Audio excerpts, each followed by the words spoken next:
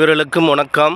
ஸ்ரீ நவகிர கருப்புசாமி நல்லாசி அனைவர்களுக்கும் கிடைக்கட்டும். இன்றைக்கான பதிவு உங்களுக்கானது.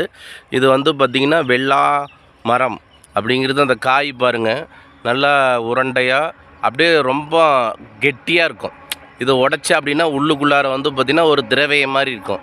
இது எதற்காக பயன்படுத்துறது அப்படின்னு சொல்லி பார்த்திங்கன்னா, மீள முடியாத ஒரு துயரத்தில் இருக்கக்கூடிய நம்ம பார்த்திங்கன்னா நரசிம்மருக்கு பார்த்திங்கன்னா நாளும் நவக்கோளும் வேலை செய்யாது. ஏன்னா பக்தர்களுக்காகவே அவர் அவதரித்தவர்.